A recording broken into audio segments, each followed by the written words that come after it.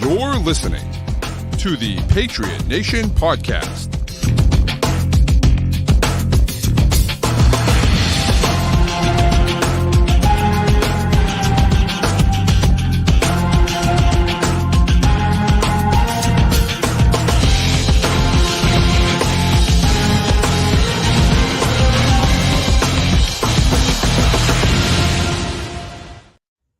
All right, welcome to another edition of the Patriot Nation podcast. Your boy Pat Lane, as always, my guy Matt St. Jean.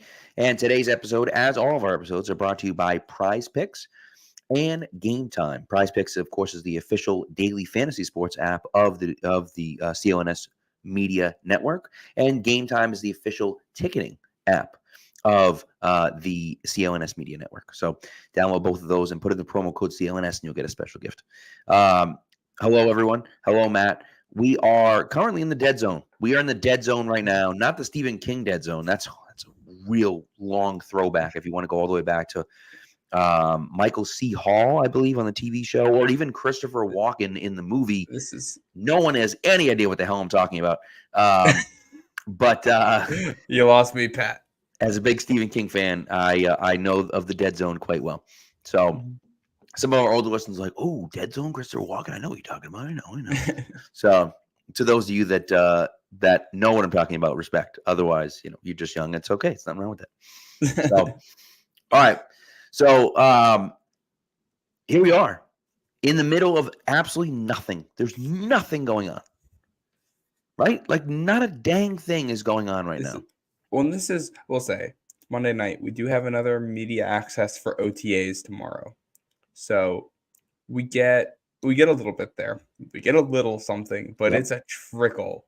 Like what we're getting is loose reports about unpadded walkthroughs. Right. And that's it. When's the first training camp? Like 6 weeks from now? Yeah, it's a while. Yeah. So thankfully we have the Celtics to hold us over here for a little bit in this gap. But yeah, that's the funny thing about football is that the season goes from September to February, but media wise, the season is like August to April. Yeah. So this is our off season here.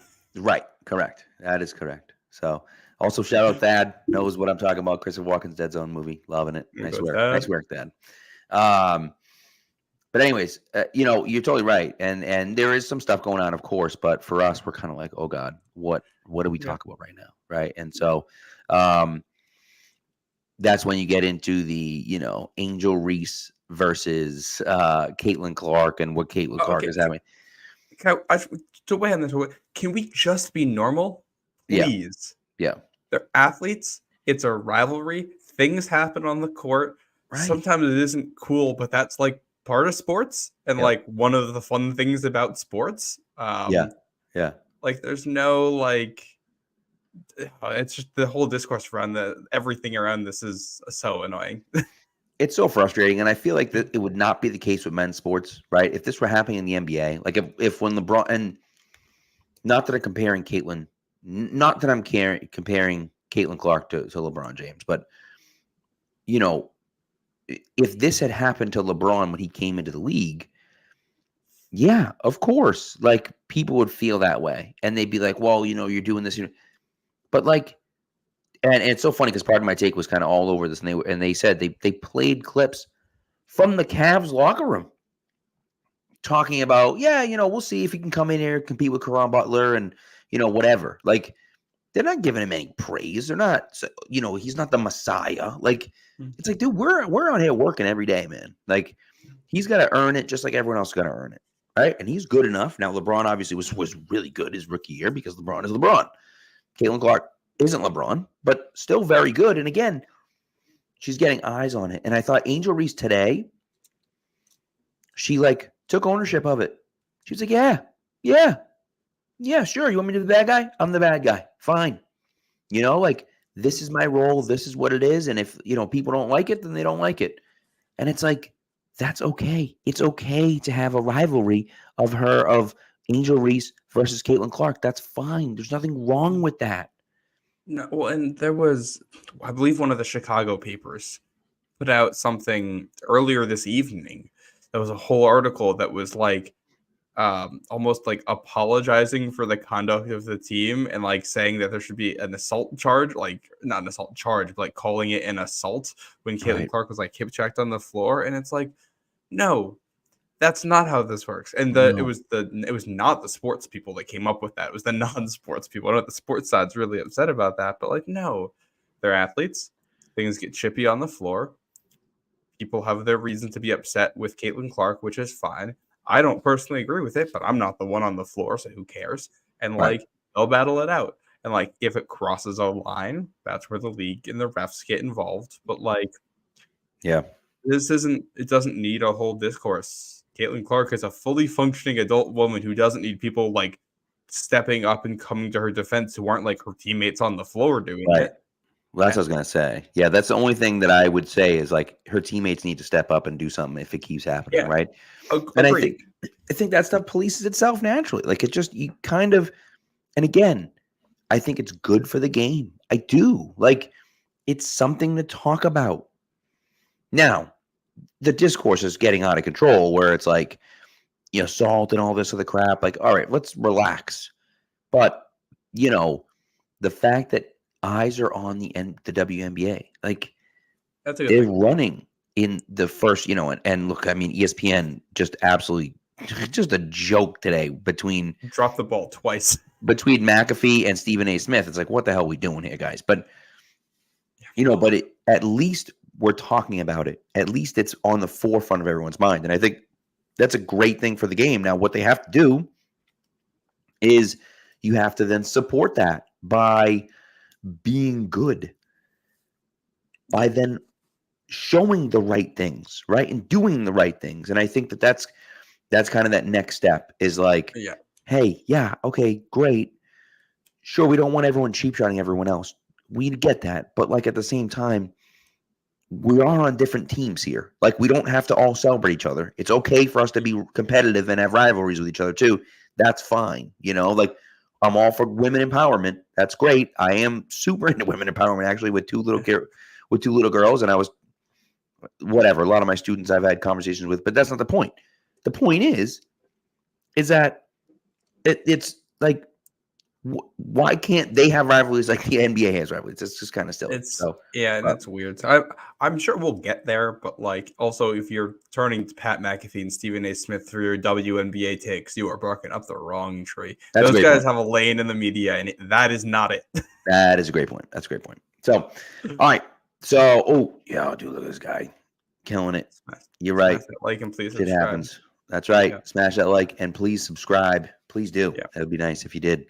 We'd appreciate it. And listen, subscribe on the CLNS YouTube channel, of course, but also subscribe on the Patriot Nation Network YouTube channel as well, because every now and again we'll be doing stuff on there that won't be on the CLNS Media YouTube just because of time conflicts and scheduling conflicts and things like that. So, anyways, so I know we're gonna do our draft. The other thing we wanted to talk about, numbers. Let's do it. Yeah, they were talking about this in Patriots Unfiltered, and I wanted to bring it here. So I wanted to get your thoughts on this. I believe it was Evan Lazar was the guy who was talking about Jalen Hawkins out there wearing number 32, playing free safety for New England. Yeah, he had a little bit of beef with that.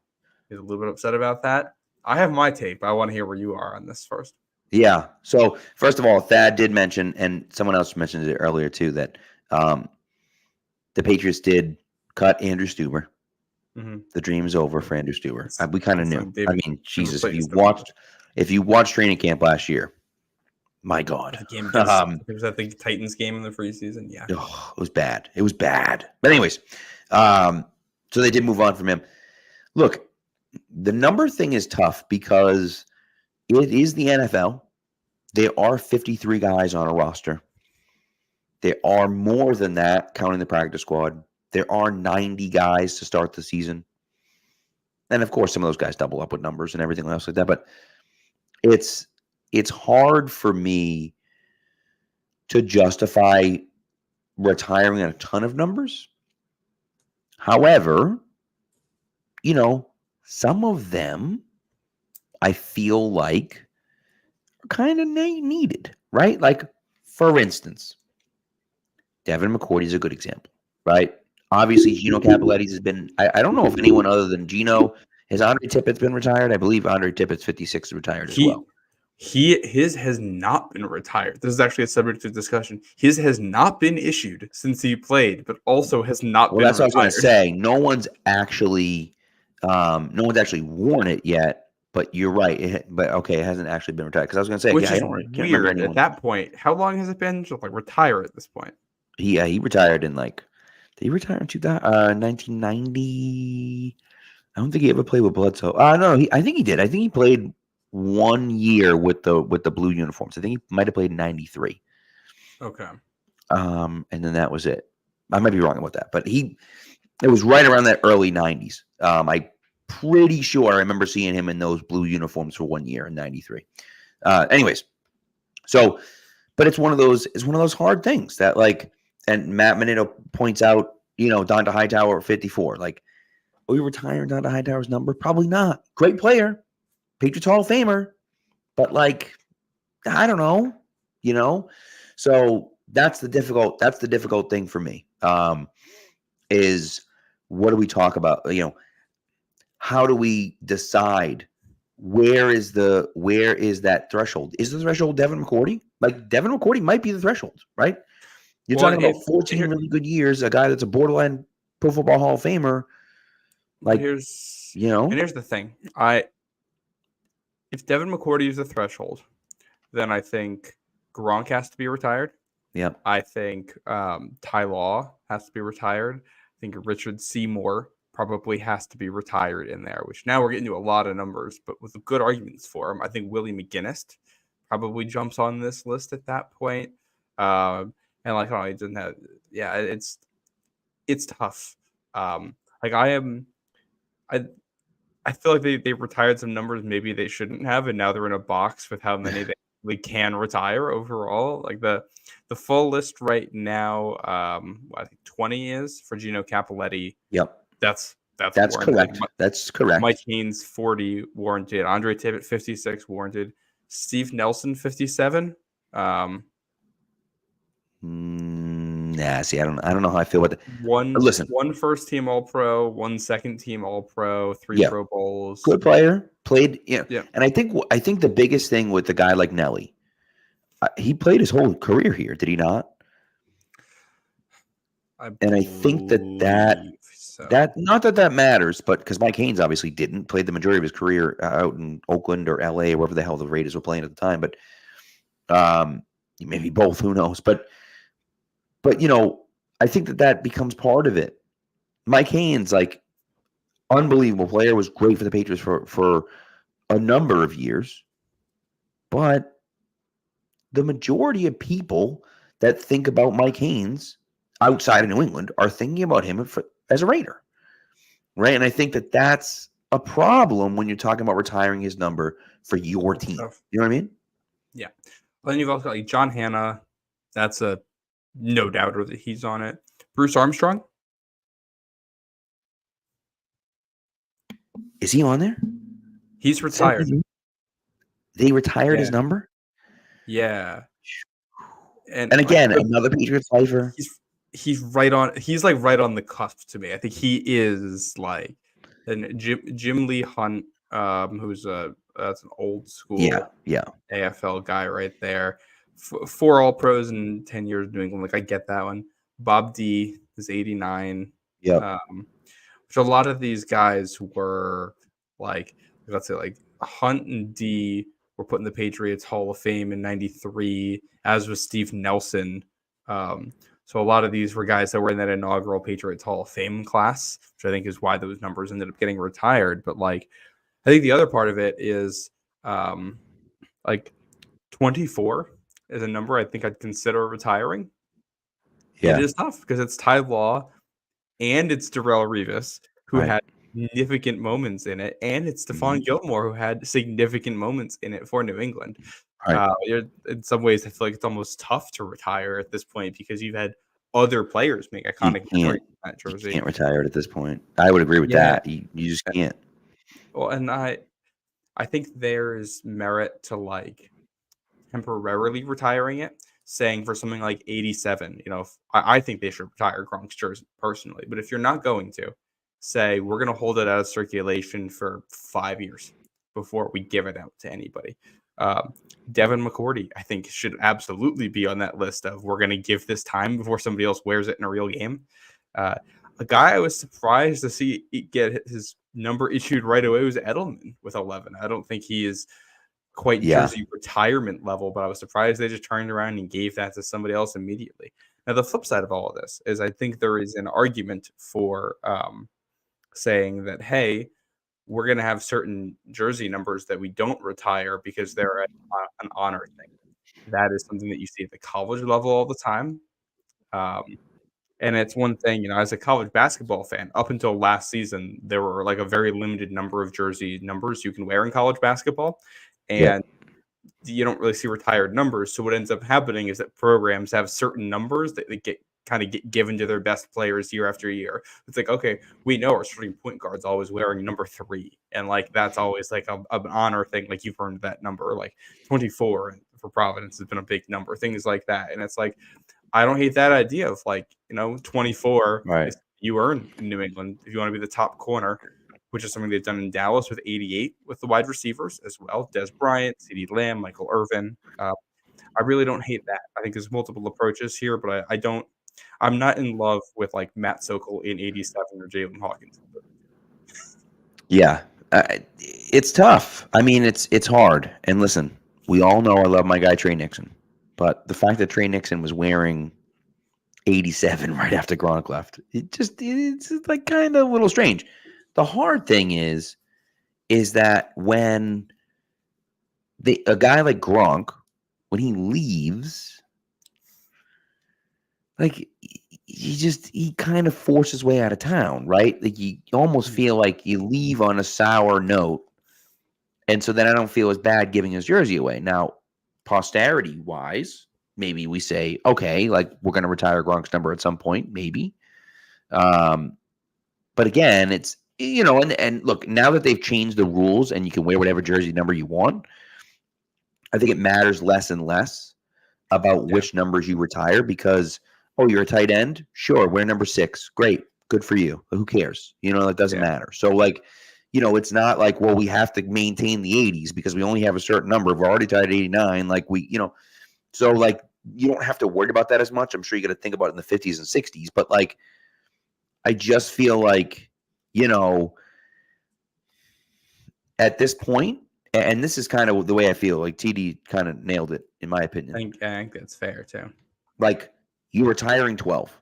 Obviously, no one's ever wearing 12 ever again. Clearly, right? Yeah.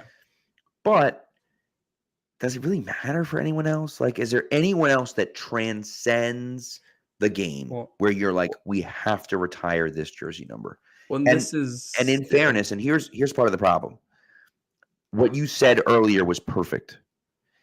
They retired numbers early, and they probably regret doing that because you're looking at it saying, look, these are great guys, and they're really important to the history of our franchise.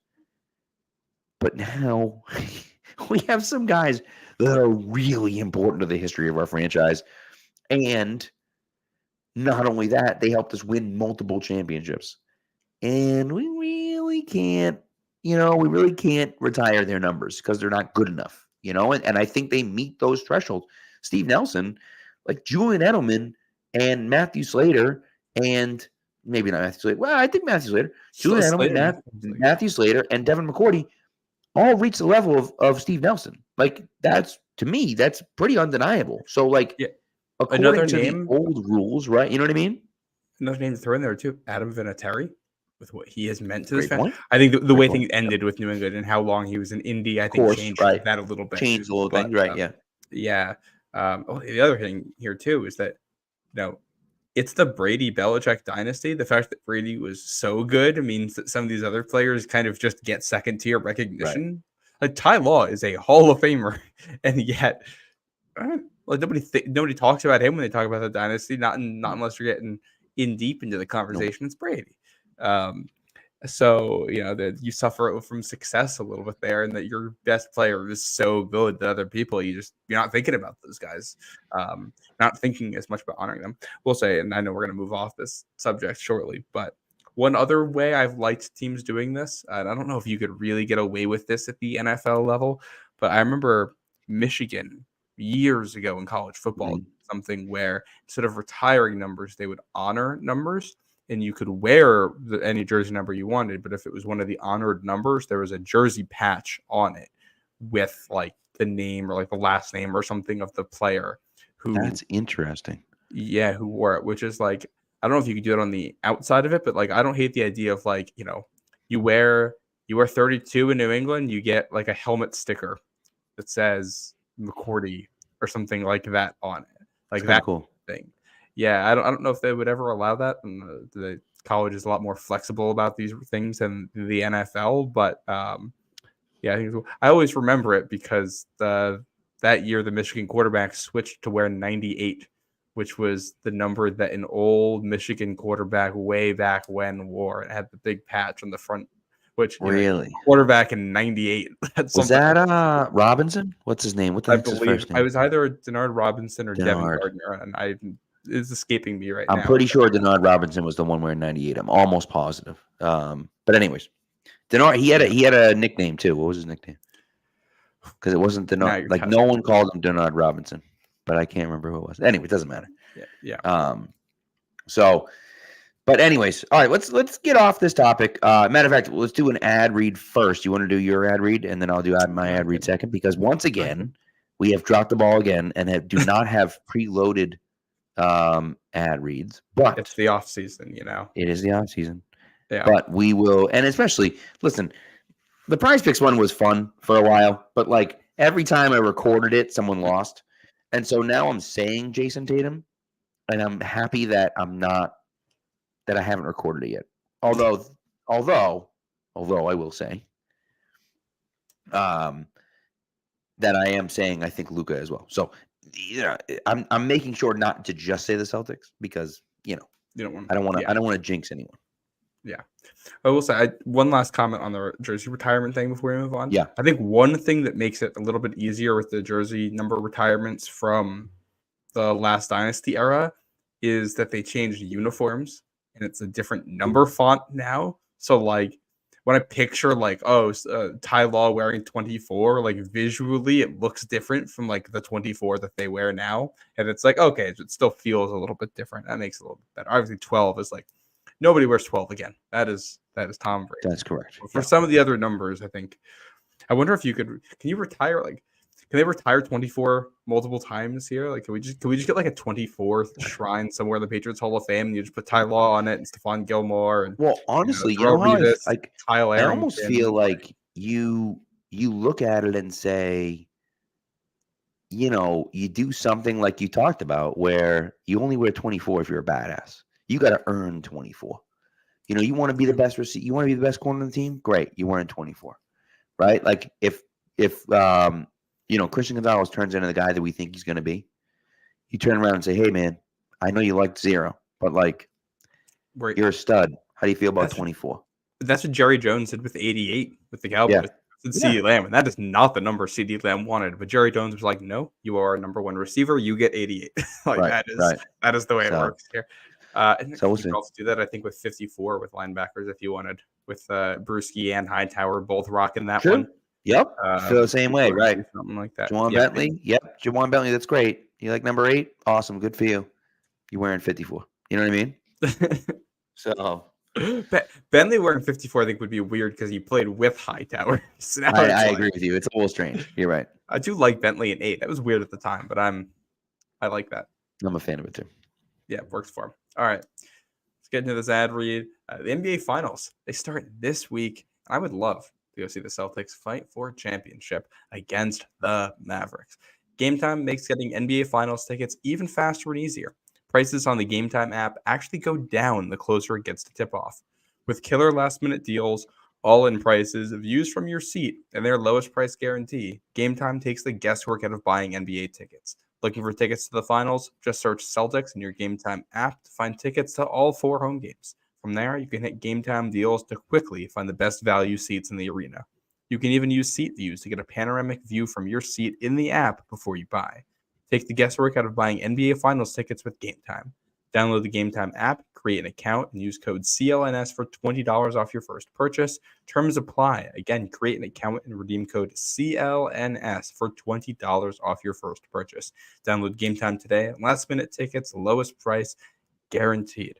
It's Monday, so you guys got a couple days to, download the app, use that code, and get yourself to TD Garden Thursday night. Love it. Love it. Oh, so good. I'm excited. I'm actually going to be using it. I think I'm going to be using it for Chicago. I'm waiting. I'm waiting around though to see what the prices look like. I also got to see if you can get there as well. So yeah, I got to figure out I'm going to be there for that. But anyways, all right. So let's start this draft. And so this draft, for those of you that didn't know, okay, is we are drafting players that we want to see on the team. Okay. Now, a few things we got to take into consideration. Number one, the current team. Okay. Number two, the player's age and contract, right? We're not just looking at this saying, hey, in a real, Trent Williams was really good back in the day. Trent Williams, but 6 years ago. No. Like today's current 100%. This is the guy. This is his contract, right? Or lack of a contract for that matter, right? And so those things kind of all come into consideration. And we'll get into it, I'm sure. But a guy like Brandon Ayuk is an interesting case study because Brandon Ayuk is a guy that I love Brandon Ayuk, and I'm extremely high on him. I don't know if I feel comfortable picking him in this situation, however, because he hasn't gotten drafted yet. He hasn't gotten signed yet. Mm-hmm. And these wide receiver contracts are coming out, and they're massive. And so now am I going to have to, he's going to suffer from, he's going to benefit, but the team, whatever team signs him, is going to suffer from this extra tax that comes on top of it because these guys have gotten paid so much money. And so just something else you have to consider when you're trying to, bring one of these guys in. Yeah. We're not doing quarterbacks in this. Yes, that's a good point. We are not doing quarterbacks. Yep. Obviously we have Drake May, but at the same time, there's a multiple quarterback who would take over Drake May, right? And just because, you wouldn't want Patrick Mahomes over Drake May, hello, so we don't need to do that. We don't need to get into that conversation. It's a waste of a round because we're both going to take a quarterback in the first round. Whoever gets the first pick is going to take Patrick Mahomes, and whoever gets the second pick is going to take either Lamar Jackson or Josh Allen or, Joe Burrow or whatever. We don't need to do that. CJ Stroud. Right. Yeah, that's another good option as well. So, So anyways, we don't need to do that. And so we're going to go with non-quarterbacks. Yep. 5 picks each. 5 picks each. Snake draft? Non-quarterbacks. Snake draft. Yeah. I'm going to I don't know. You can go first or second. I'm going to let you choose whether you'd like to go first or second. First he goes. My one overall here is easy. I feel good about this, especially because he's in the news right now. If I had any player in the NFL of the New England Patriots, it's Justin Jefferson. Love it. Or kids. Love it. They have all the cap space to absorb that contract, so you're not worried about that at all. You put him anywhere in the field, and he will dominate. He is the best receiver in the NFL and arguably the best non-quarterback in the NFL. I don't know if that's for certain thing. I think there's a couple other guys you can throw in that conversation, some of whom will probably come up in this draft right here. But even with that contract and how much you have to pay for him, this is the time where you can afford it if you're New England. You got him locked up for a little bit. Yeah, give me Jay Jettis. Yeah, and, Drake May throwing him the ball. I mean, that's the correct choice, right? Yeah. He just got paid a ton of money, and he's worth every single penny. Every 35 mil a year, and it's like a real 35 mil. It's not like it looks like 35, but they can cut him after 2 years. No, I think it's fully guaranteed through 3 years or something like that. I give him a lot of money, and he deserves it. I mean, he was banged up this past season, and I think still went over 1,000 yards. So yeah, he's a beast. Yeah, fantastic. All right, you got picks 2 and 3 here. Very curious to see where you go. I do, in fact. For pick 2, I'm going off the board. I'm going off the board. It's a little bit of a shocking pick. Is it a I'm not kicker? going to lie to you. No, it's not a kicker. It's a little bit of a shocking pick. Let me ask you a question, Matt. What's the biggest need that the Patriots have right now? Well, depending on how Drake May plays quarterback, but outside Yeah, of that, all right, I know, but we're not to quarterback. Left tackle, that is correct. Yeah. My first round pick, the second pick of the draft, is going to be a guy who actually doesn't play left tackle right now, but who can play left tackle, and that is Penny Sewell. Yeah. Tackle from the Lions. And here's why I would take Sewell over guys like Christian Darrisaw, and Darrisaw is really good and playing left tackle for Minnesota. Christian Darrisaw does not have a contract. Penny Sewell does have a contract. Penny Sewell is signed for the next 2 years with under a $10 million cap hit, and then has a 4-year extension on top of that. Now, his cap hits are fairly large, right? Between 28, I think 28 is the lowest and 34 is the highest. Or 27 is the lowest and 34 is the highest. But they're not crazy numbers. They're not crazy numbers for a guy that's a dominant left tackle, that can be a dominant left tackle like that. You plug him in at left tackle, you have Onwenu at right tackle, and all of a sudden you're looking at this and you're saying, oh shit, we got a team. We got a team here. And of course, we see what Drake May does. But again, we're not drafting quarterback, so it's just the way it goes. And so Penny Sewell is my pick there. Are we? So here's my question: Are we like ranking these? Or are we like adding 5 players each to the Patriots?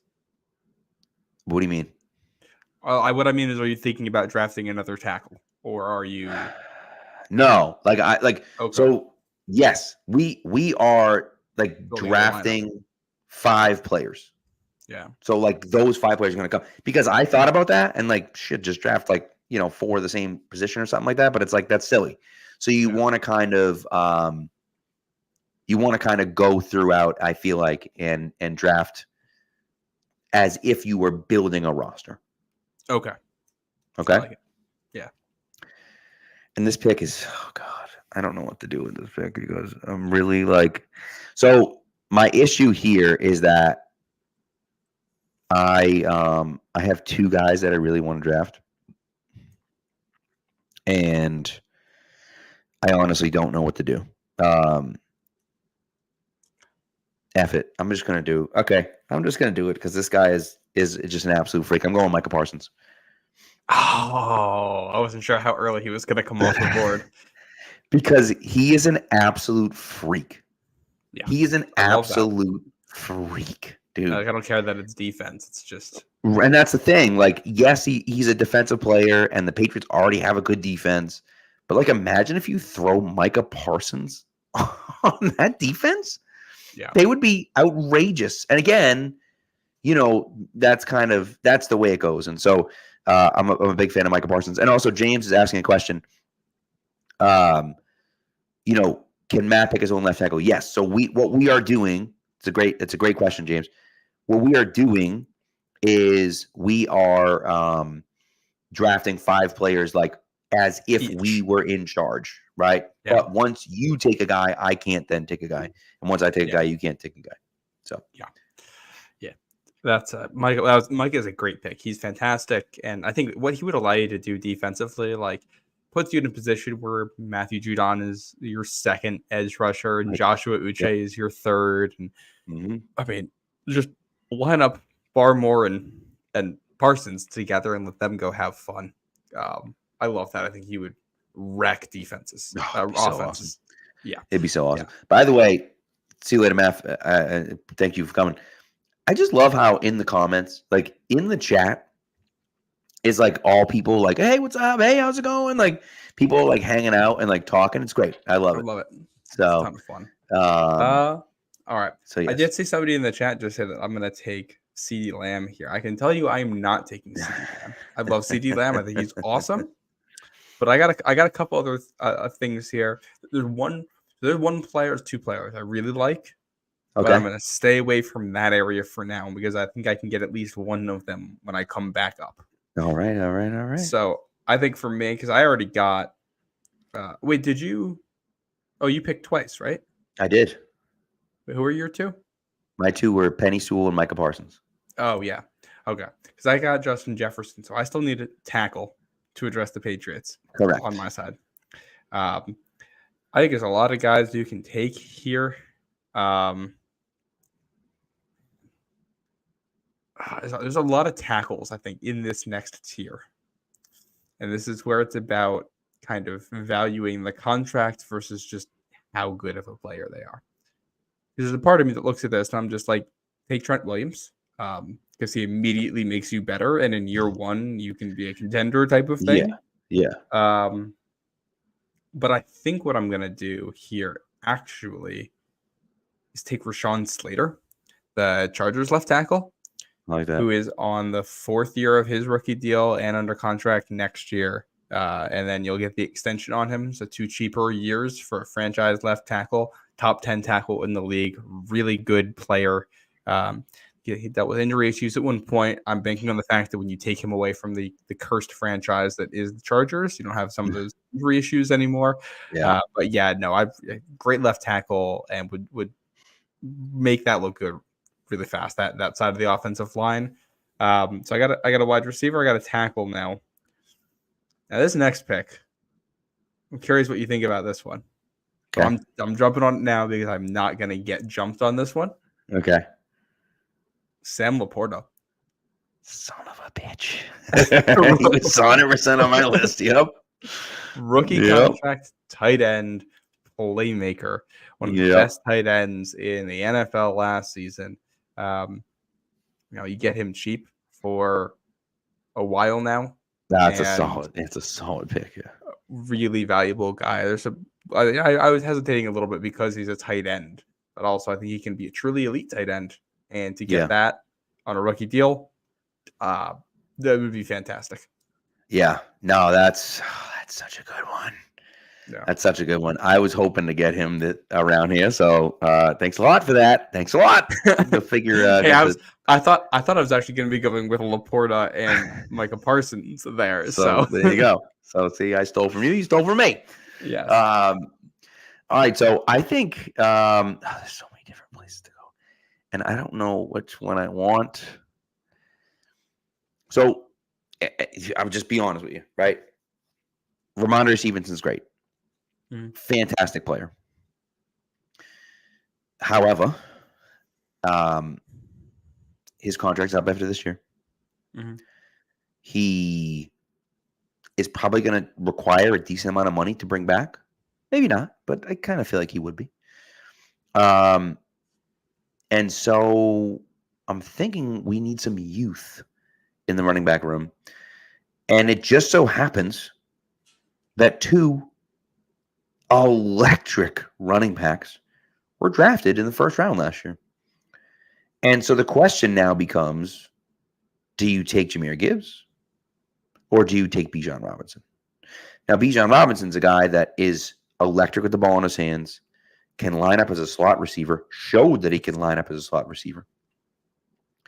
And I think that, that's a guy that I can see doing all those different things. And matter of fact, I think he came out and said something about how they're going to use him more in that like Alvin Kamara type role this year.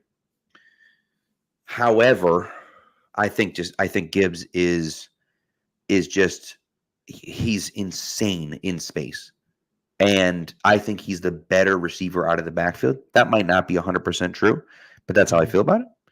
And so I'm going with Jahmyr Gibbs as my pick here. So I don't hate that at all, especially because when you do have Ramondre, I like the way those 2 players complement one another. I think that kind of that weighs on it for me a little bit more because Bijan, not that Bijan is the same player that Ramondre is because he isn't, but he's closer to Ramondre than Gibbs is. Yeah, that's kind of the way I feel about that. So, so Gibbs, and then oh God. All right, I still so haven't taken a wide receiver here. I understand that. I know. But there's like 6 players I want to draft before wide receiver. No, that's not true. But there's a bunch of players I want to draft as well. Yeah, all right. So what I'm considering here at wide receiver is that, kind of age versus, youth, money wise, right? Because you got to think about money. You got to kind of go, who's this but oh man. All right, I'm doing it. And I'm doing it for my guy, okay?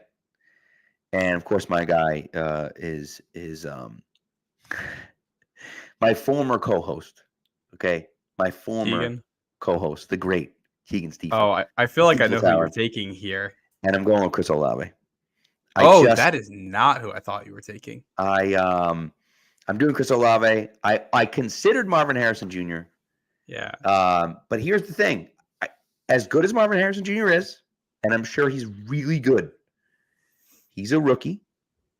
I don't know how good he's going to be in the NFL. I do know how good Chris Olave is going to be in the NFL because he's really freaking good. And so I'm going Chris Olave. And by the way, Matt Menino says Nick Bolton. And as much as I would love to have Nick Bolton on the team, I am not going with Nick Bolton. So I went off the board a little bit. I considered Tyreek Hill.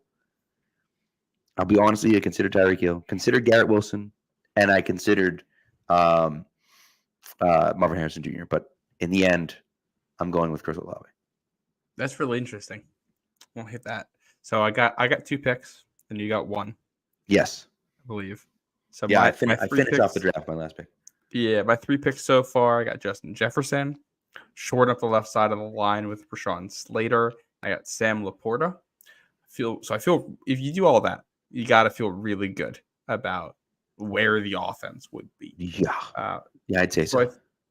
So I think after this, it's a little bit of just like adding for fun. Yep. There's one player here who I'm really thinking about who I think could be interesting. At a less I don't know what that was. Someone asked if I was drinking. I'm not. I am drinking, but I'm drinking iced tea. Nice. Very nice.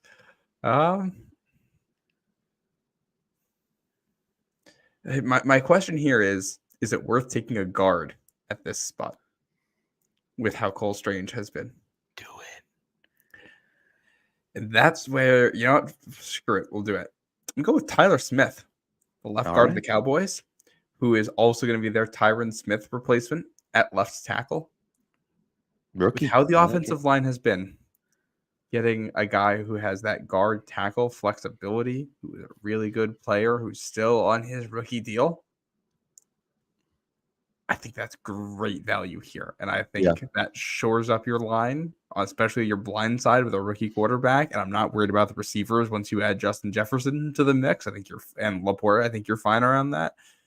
And that means, I think when we get to the last pick here, we can go receiver and add to that core, or I can go with a defensive player. And I think I'm going to go defense here. Okay. I'm between 2 players. Do you go on the back end, do the coverage, or do you go the pass rusher, try to attack the quarterback? Now, part of what makes this difficult is that one of these players is on a rookie deal. And also, that same player is in the division. Yeah, that certainly makes it difficult. Yeah. I think Myles Garrett is probably the best defender left. But I also think I'm going to take Sauce Gardner here because I think you can scheme up pressure. And I think a Sauce Gardner, Christian Gonzalez secondary on the outside is so ridiculously good that I just have a hard time passing that up. Yeah.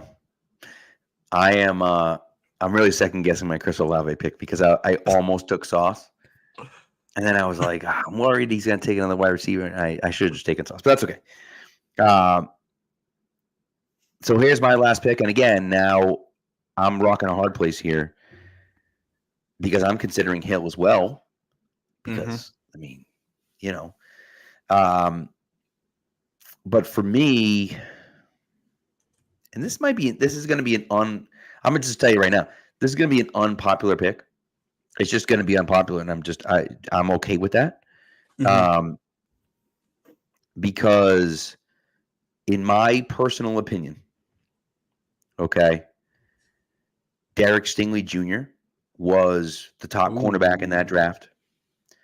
He has been hurt last year for a good amount of time, and he was absolutely fantastic at the end of last year when he was finally healthy. And he brings a little bit more, not that Sauce isn't physical, but he brings a little bit more of the physicality that Sauce doesn't necessarily play with. And so I'm going with Derek Stingley Jr. as my last pick. Still 22. Will be 23 by the time the season starts, but he's on the same rookie contract that Sauce is on. Yeah. Right. And so I feel good about the Stingley pick. And again, don't forget now, I added Micah Parsons. Yeah. So now I added Parsons and Stingley, and I have, Christian Gonzalez on the other side. So to me, I'm looking at that saying, that's. Yeah. And by the way, guess what number Derek Stingley Jr. wears? 24. 24. That's right, baby. Bottom right in. Well, I think Josh has that number right now. So who do you say? Oh, Joe. Yeah. Right. I think we can take it away from Josh Bledsoe. But by the way, I think I totally slipped it. I don't know if you caught it earlier. We were talking about building a statue or memorial for 24 in New England. I mentioned Kyle Arrington. I heard you. I heard you. Don't worry. I heard you. Patriots. Hey, what he did in the 2014 AFC Championship game against T.Y. Hilton deserves to be remembered. Yeah. He was so good in that game. He was very good. Now, of course, he was wearing 25 in that game, but still. That one. Yeah. He wore 24 when he recovered the onside kick against the Browns, though. Yep. Yeah. Look, man, he was an underrated player. And, oh, by the way, don't forget now, if he doesn't get smoked all over the field by Chris Evans, what the hell was that? Chris Matthews, right? The super tall guy on the Seahawks, who literally played one game in the NFL, and it was that game. If he doesn't get smoked over the field by him, Malcolm Butler's not even in the game. Yeah. So, but that was all in matchup things. They need Browner on the outside, and I think that was something Belichick talked about. That Arrington was a streaky player who could get hot and cold, and that was one of those where once they knew he was a little bit cold and just wasn't feeling the game that night, you kind of had to make an adjustment. But he was a really good player. He was. Yep. And again, one of those guys, better than Miles Bryant, but like a Miles Bryant, where like, he's got to play the right role. He's got to play the right role. But again, I just feel like, that's kind of the way you have to play it. You know what I mean? Like, put them in the right spot. Those guys are valuable, but they have to play at their role, not in someone else's role. Well, Arrington is also a guy who, kind of like Miles Bryant, he plays a position on the field where when you get burnt, it looks really bad. Yeah, that's also true. So your bad plays just look awful. That's fair too. Good point. Makes it worse. Also, do we want to touch on a couple of the players that we didn't take in this draft real quick, guys that we were thinking about? So we can. Here's what we're going to do. Let's we got to do an ad break. Let's touch on some players that we would have or would have considered, and then we'll recap our teams really quick, and then we'll get you guys the heck out of here. All right. So this ad read is for Prize Picks. So Prize Picks is America's #1 fantasy sports app with more than 5 million members. It is the most fun and exciting way to get in on the action while you watch your favorite sports and players. You just pick more or less on 2 or more player stats for a shot to win up to 100 times your cash. With Prize Picks, you could turn $10 into $1,000 in a single game watching your favorite sports this summer. You can make a Prize Picks lineup in as little as 60 seconds. You just need to pick more or less on 2 to 6 players, stats, projections, and you're locked in. There's always action on Prize Picks, and this is the perfect time to try out something new as basketball is winding down. Make sure to try out esports this month because for every Wednesday and Saturday in June, if your lineup doesn't win, you'll get your entry fee back. Choose from Counter-Strike 2, Call of Duty, League of Legends, and more. Now, for this week, I told you for this week, Jaylen Brown, more than 25 points. That's what I'm going with. Jaylen Brown, more than 25 points, and Luka Doncic with more than 25 points as well. Both of those things, I just feel like are almost guaranteed to happen. Obviously not guaranteed to happen, but that's how I feel about it. Luka, I think, a little bit more comfortable with Luka, but nevertheless. And then I'm also going. We already talked about the WNBA. I'm going Caitlin Clark for more than 3.5 3-pointers, and Breanna Stewart for more than 23 points. Additionally,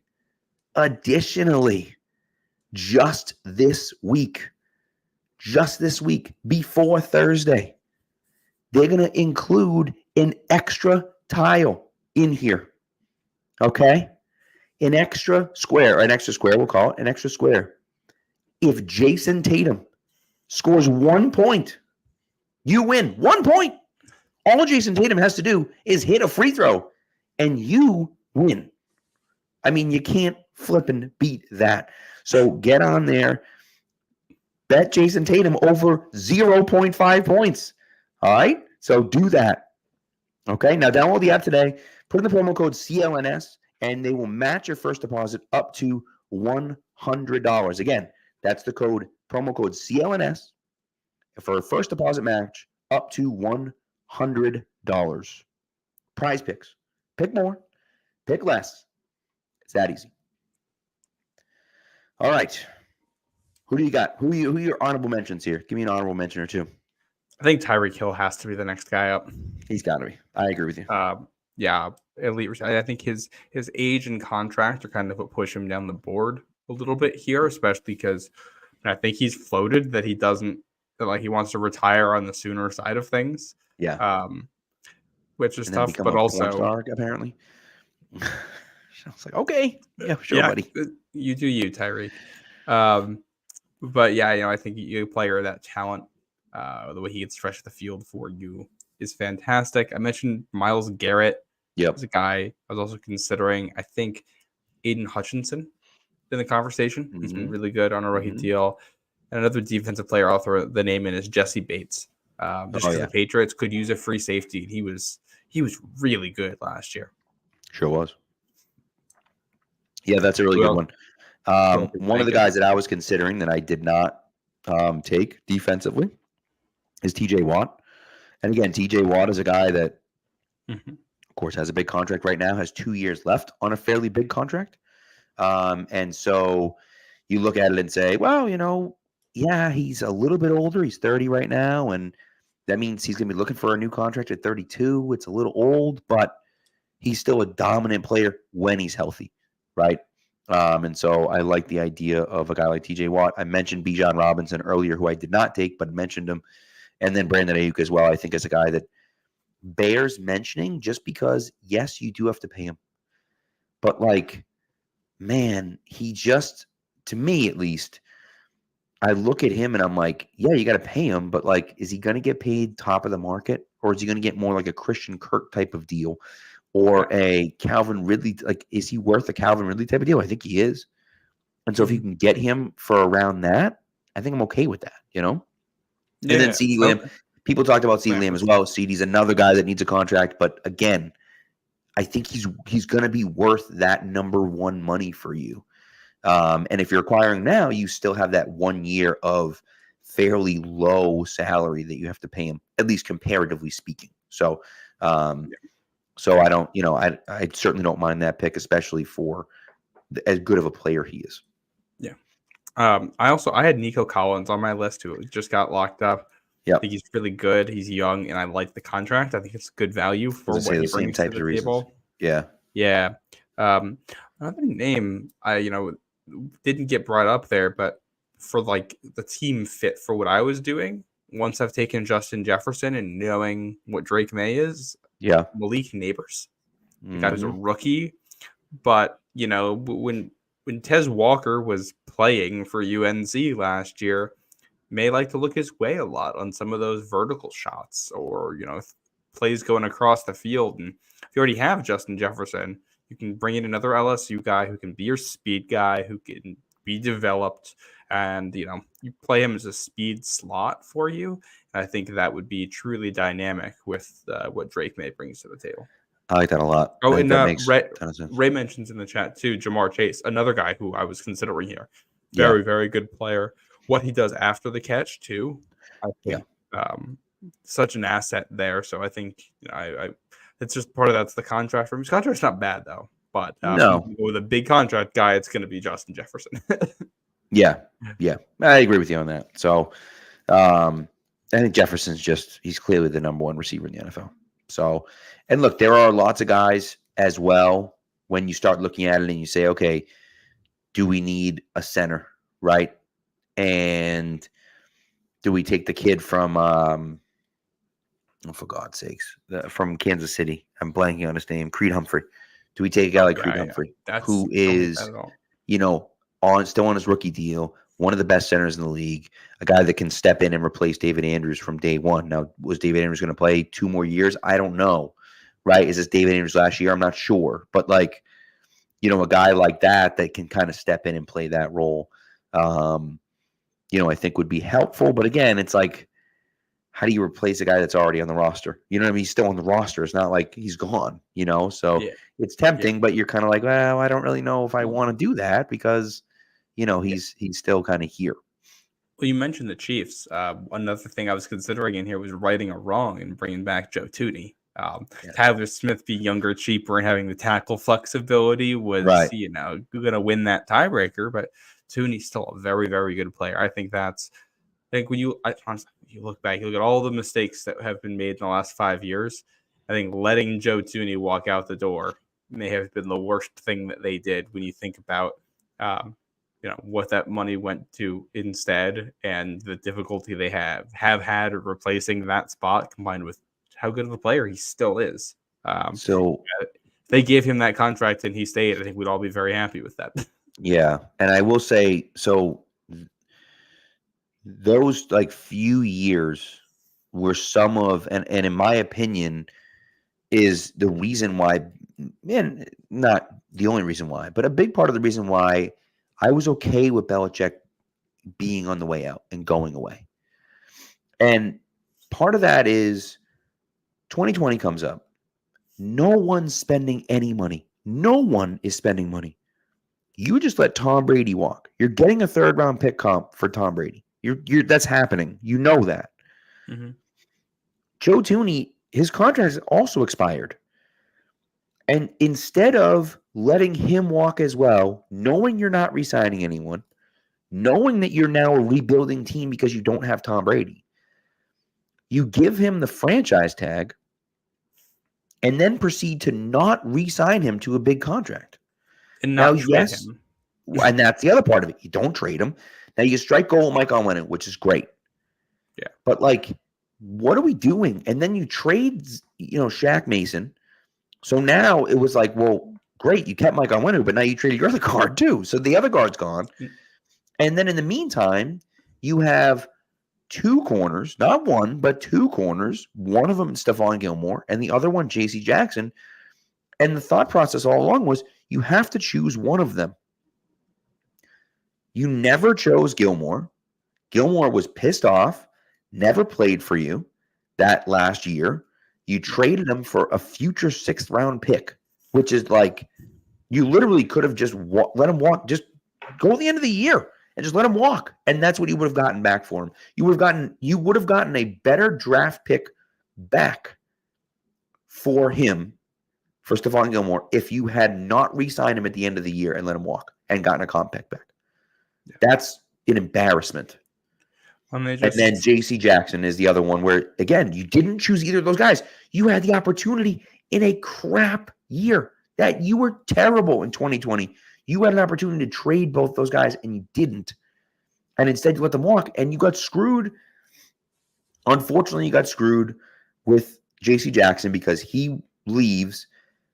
He signs a big contract, right, with with the Chargers. You should get a 3rd-round compact pick for him, but he gets hurt, and so you only get a 4th, which sucks. But like, still, it's inexcusable what they did. And I know AWS Sabermetrics over there is giving me crap because I'm on my tirade again about Gilmore and Jackson. But those 4 decisions to me are really some of the reasons why Bill's gone, unfortunately. Yeah. Well, and I think it's tough right now to look around the NFL also and see, you're starting left guard and right guard from 2020, both on contenders and the still AFC. Very good. Yes. Yeah.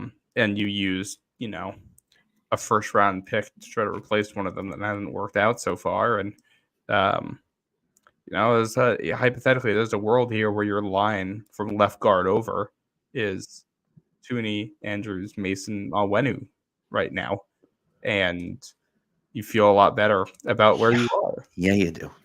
Yeah. And I don't have any regrets about the JC Jackson part of it with how that went. And I think it was pretty clear that he was always batting a little bit above what he should have been in New England. They did a really good job of putting him in good spots, and he went elsewhere and then disappeared. And then he also got hurt, which I think really, really damaged that. When I agree with that, but again, why didn't you trade them? That's my biggest issue, is that you had these guys as assets and you didn't trade them. Yeah. And that was the thing, is that they're bought into winning, so you're never going to trade off a guy like that, which is the good and bad part of the way Bill Belichick does business. But also, he did it. He traded Richard Seymour. He traded Shaq Mason. I think in theory, you lock up Stephon Gilmore for a little bit and trade J.C. Jackson probably before that last season, before 2021. Lock up the interior offensive line so that your quarterback has something to play behind. And although maybe you don't end up with Drake May now and you're still trying to make Mac Jones work if all that happens. Well, yeah, it's certainly possible, right? Everything happens for a reason. And that's one of those things where it's like they draft Cole Strange and you're like, oh, man. But you could have had the kid from the Chiefs, the all-pro slot corner that they drafted at 22 when they traded up with the Patriots. Can't think of his freaking name. Thank you, Trent McDuffie.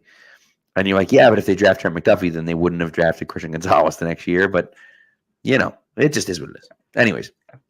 All right. So let's get into our let's just run through our teams again. And again, these are 5 players that we're adding to the current roster. Yeah. Okay.